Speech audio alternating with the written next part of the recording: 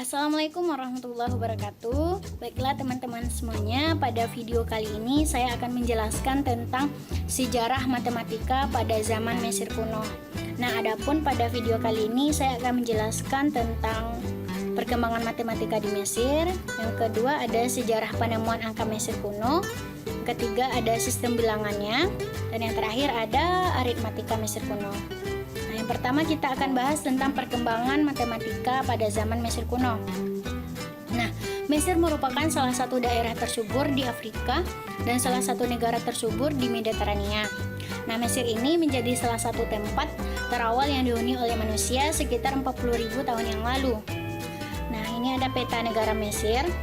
Nah, secara geografiknya, Mesir ini terletak antara Laut Tengah dan daratan Afrika. Ya, pada zaman dahulu, Mesir ini dibatasi oleh negara Kartago di sebelah baratnya dan di sebelah timurnya berdiri kerajaan Babilonia. Dan di seberang lautannya terbentang negara Yunani. Nah, next itu adanya Sungai Nil. Nah, negara Mesir mempunyai sungai terpanjang yaitu Sungai Nil ini. Adanya Sungai Nil ini merupakan suatu keberkahan yang dapat dirasakan oleh masyarakat Mesir pada saat itu. Karena dengan adanya Sungai Nil ini, mereka bisa mengolah makanan dengan persediaan air yang ada pada Sungai Nil ini. Nah, itulah sebabnya banyak sekali masyarakat, banyak sekali pada saat itu peradaban masyarakatnya menempati di pinggir-pinggir Sungai Nil ini. Nah, di Sungai Nil ini juga munculnya pertama kali matematika, yaitu salah satunya yaitu ilmu geometri. Nah, singkat cerita pada saat itu yaitu ada terjadinya banjir di Sungai Nil ini. Nah, karena akibat banjir tersebut, banyaknya tanah-tanah masyarakat tersebut yang terkikis oleh adanya banjir. Dan oleh sebab itulah pendeta raja pada saat itu membagi kembali tanah milik masyarakat dengan menggunakan ilmu dari matematika itu sendiri gitu. Ini adalah Raja Mesir yang bernama Sesostris. Jadi Sesostris inilah yang membagikan tanah kepada orang-orang Mesir pada saat itu. Next.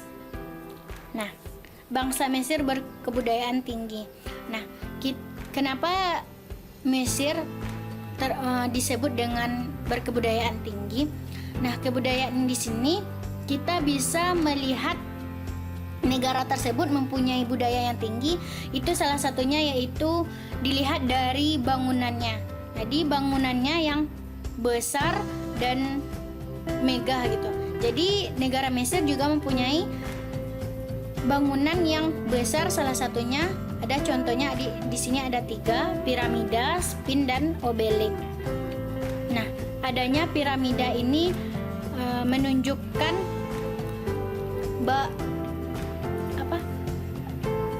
contoh yang sangat bagus gitu, untuk contoh yang paling kuat dari struktur matematika, yaitu dengan menggunakan bentuk-bentuk segitiga pada piramida ini.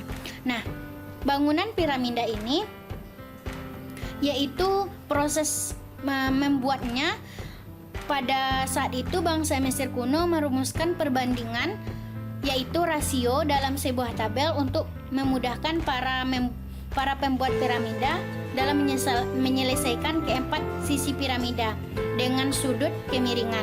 Nah, tabel perbandingan ini berisi perbandingan trigonometris yang bermanfaat hingga saat ini. Hal ini menunjukkan bahwa pemahaman bangsa Mesir kuno dalam mengali bidang kajian matematika didasarkan pada pemikiran mereka yang diperoleh melalui eksperimen. Ini ada juga sphin dan obelik. Next, ada sejarah penemuan angka Mesir kuno.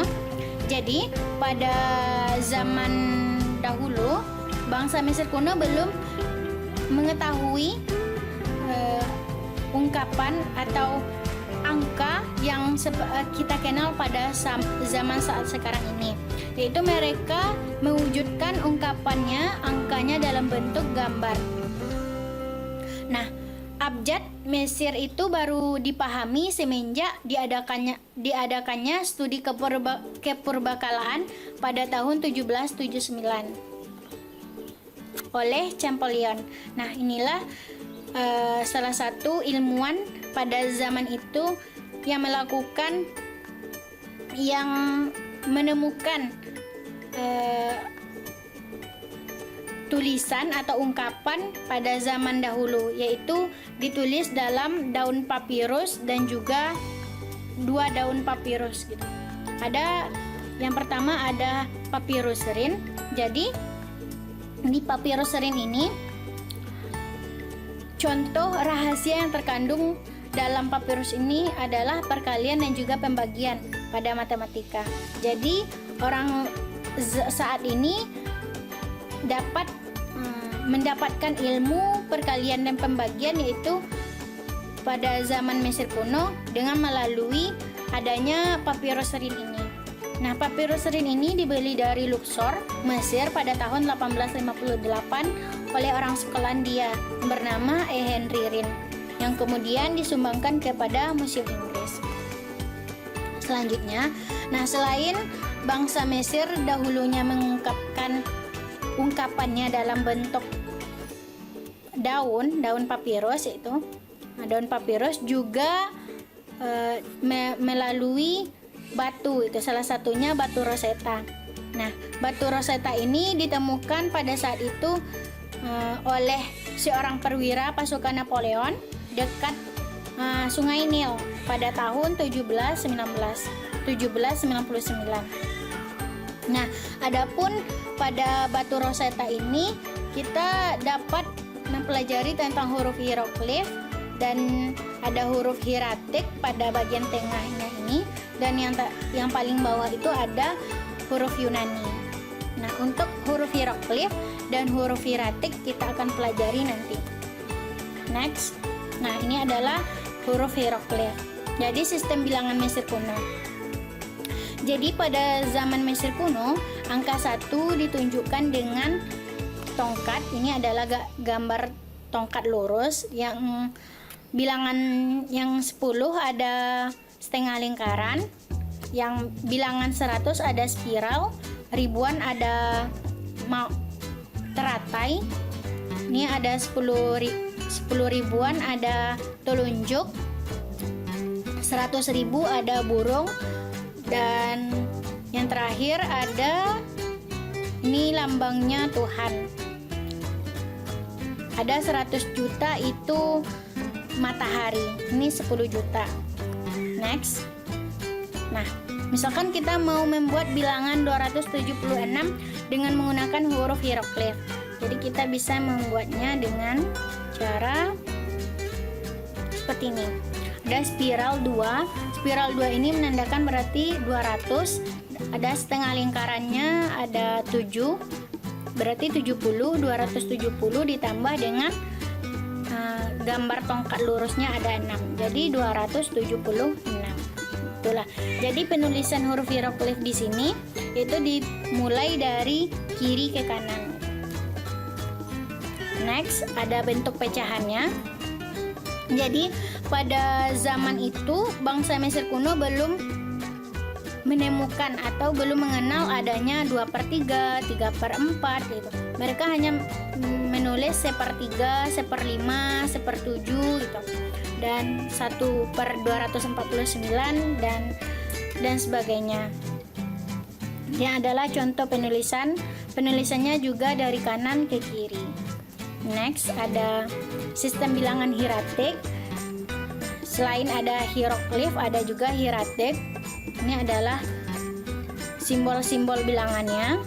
Teman-teman bisa lihat pada video. Kita menulisnya bisa dari kanan ke kiri atau dari kiri ke kanan. Next, yang terakhir ada aritmatika Mesir kuno. Jadi, pada zaman Mesir kuno dulu, penjumlahan, pengurangan, perkalian, pembagian, dan simbol sama dengan tidak seperti saat ini. Mereka mensimbolkan penjumlahan itu seperti kaki yang sedang berjalan masuk rumah, simbolnya seperti ini. Ada pengurangan kaki yang sedang berjalan keluar rumah, sedangkan perkalian tetap untuk pembagian seperti ini dan sama dengan seperti ini.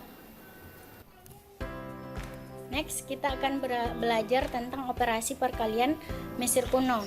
Nah, pada zaman Mesir kuno, mereka melakukan operasi perkalian itu dengan cara unik. Misalkan kita mau mengalihkan 28 dikali dengan 18. Nah, cara orang Mesir kuno, mereka terlebih dahulu membuat tabel, yaitu bagian kanan tabel ini dimulai dari angka 18, yaitu bilangan pengalinya 18, ya kelipatan duanya 56, 112, 168 dan seterusnya. Dan yang sebelah kirinya ini yaitu dimulai dari angka 1 dan kelipatannya.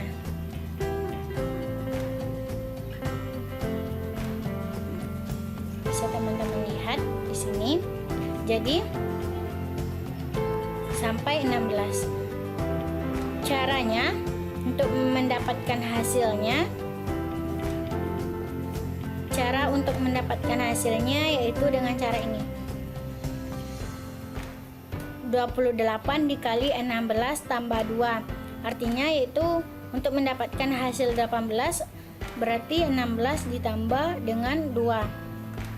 Jadi kita bisa mengalihkan 28 kali 16 dan 28 kali 2. Nilai untuk 16 ini ada 448, sedangkan nilai dari 2 ini ada 56. Jadi kita langsung menjumlahkan 448 ditambah dengan 56. Hasilnya yaitu 504. Selanjutnya ada operasi pembagian Mesir kuno. Jadi pada zaman Mesir kuno membaginya seperti ini. Mereka juga membuat dua buah tabel pada bagian kanannya yaitu pembagi, yaitu 9, kelipatan 2-nya dan seterusnya. Kenapa hanya sampai 144? Karena kalau kita kelipatan 2 dari 144 otomatis melebihi 216, makanya hanya sampai 144. Nah, untuk bagian kirinya juga dimulai dari angka 1 dan kelipatannya. Nah, untuk melihat hasilnya kita tinggal menjumlahkan angka sebelah kanannya untuk mendapatkan hasil 216. Jadi kita menambahkan 72 ditambah 144 itu menghasilkan 216. Nah, untuk melihat hasilnya, karena 72 ini sejajar dengan angka 8 dan 144 sejajar dengan angka 16, kita cukup menambahkan 8 ditambah 16. Hasilnya 24. Nah, begitulah cara orang Mesir kuno melakukan operasi pembagian. Next. Nah, mungkin itu saja pembahasan kita pada video kali ini. Semoga bermanfaat. Saya akhiri dengan Assalamualaikum warahmatullahi wabarakatuh.